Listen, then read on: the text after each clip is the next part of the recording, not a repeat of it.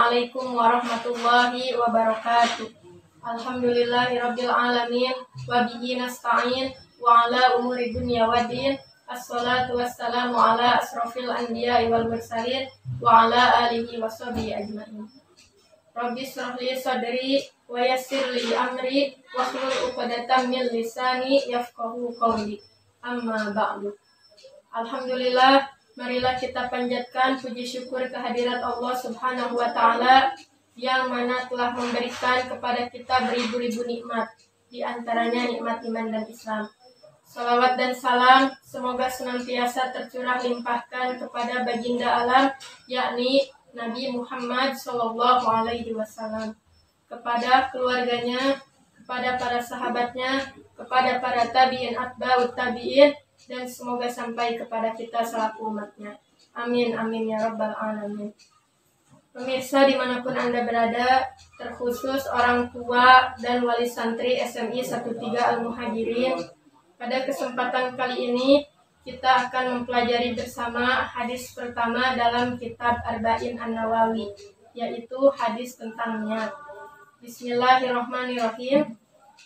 An Amiril Mu'minin Abi Hafsin Umar bin Khattab radhiyallahu anhu qala sami'tu Rasulullah sallallahu alaihi wasallam yaqulu innamal a'malu binniyati wa innamal likulli imri'in ma nawa faman kanat hijratuhu ila Allahi wa rasulihi fa hijratuhu ila Allahi wa rasulihi wa man kanat hijratuhu lid-dunya yusibuha aw imra'atin yankihuha fahijratuhu ila ma hajara ilaihi.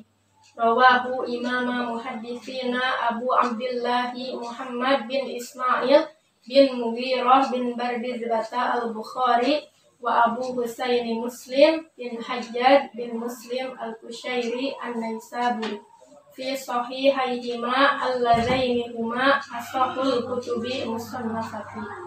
Artinya dari Amirul Mukminin Abi Hafsin Umar bin Khattab radhiyallahu anhu berkata, saya mendengar Rasulullah Shallallahu Alaihi Wasallam bersabda, sesungguhnya semua amalan-amalan itu tergantung dengan niat-niatnya, dan sesungguhnya setiap orang akan mendapatkan sesuai dengan apa yang ia niatkan.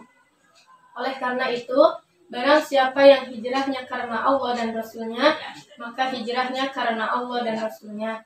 Dan barang siapa yang hijrahnya karena dunia yang ia cari atau karena wanita yang ingin ia nikahi, maka hijrahnya itu akan mendapat sesuai dengan apa yang ia tuju. Hadis ini diriwayatkan oleh dua imam hadis, yaitu Imam Bukhari dan Imam Muslim, di dalam kedua kitab sahihnya, yang mana keduanya merupakan kitab paling sahih yang pernah disusun. Nah, kemudian hadis ini merupakan salah satu inti ajaran Islam karena hadis ini masuk ke dalam 70 bab fikih. Oleh karena itu Imam Bukhari, Imam Nawawi, Imam Muslim dan para ulama lainnya ketika hendak menulis kitab itu akan mencantumkan hadis pertama ini. Tujuannya untuk apa? Tujuannya agar mengingatkan kepada para pembacanya untuk senantiasa mengikhlaskan niatnya dalam mencari atau mempelajari suatu ilmu. Nah, adapun lafaz dari innamal a'malu binniyat itu bermakna bahwa amalan-amalan yang kita kerjakan itu bisa rusak atau tidak, diterima atau ditolak, diberi pahala atau tidaknya itu tergantung dengan niatnya.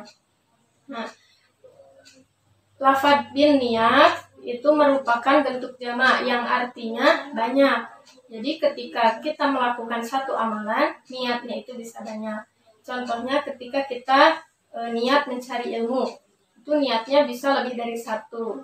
Contoh yang pertama, niat kita mencari ilmu itu karena memenuhi perintah Allah dan Rasulnya.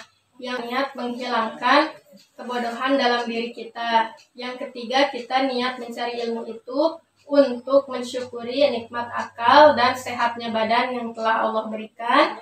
Yang keempat, kita niat mencari ilmu untuk menghidupkan ajaran-ajaran Islam. Yang kelima, kita niat mencari ilmu untuk diamalkan kembali. Nah, itu kan kita amalannya itu hanya satu ya, mencari ilmu. Tetapi niatnya itu bisa banyak, seperti yang tadi disebutkan. Nah, kemudian lafaz wa in nama likulli imri'i ma nawa. Artinya bahwa setiap orang itu akan mendapatkan sesuai dengan apa yang ia niatkan. Contohnya, ketika kita melakukan suatu amalan dan niat kita itu untuk ibadah, maka amalan itu akan bernilai ibadah. Tapi ketika kita melakukan suatu amalan dan niatnya itu hanya sekedar rutinitas, maka amalan itu juga bernilai rutinitas. Nah, contohnya ketika kita makan dan minum. Kalau misalkan kita niat makan dan minum itu untuk ibadah kepada Allah, agar kita kuat dalam menjalankan ibadah, maka makan dan minumnya juga bernilai ibadah. Tetapi kalau misalkan kita makan dan minum diniatkan hanya untuk menghilangkan rasa lapar dan rasa haus saja, maka makan dan minum kita itu dinilai sebagai rutinitas. Nah, kemudian setelah disebutkannya tentang masalah niat gitu ya, Rasulullah Shallallahu Alaihi Wasallam memberi contoh dalam hadis ini itu tentang hijrah ya, dengan kasus hijrah. Nah, hubungannya atau kolerasinya antara niat dengan hijrah itu apa?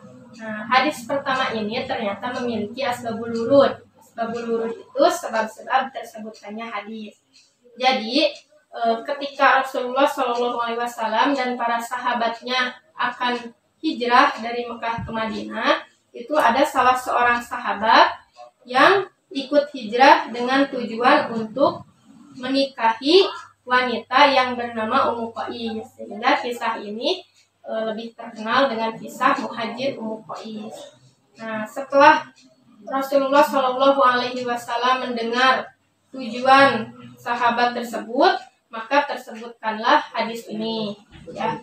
Nah, kemudian Nabi faman kanat hijratuhu ilallahi wa rasulihi fahijratuhu ilallahi wa rasulihi.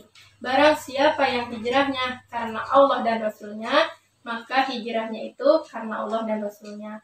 Artinya barang siapa yang hijrahnya itu untuk mendapatkan pahala dan ridho dari Allah Subhanahu wa taala, maka balasannya juga atau ia akan mendapatkan pahala hijrahnya tersebut.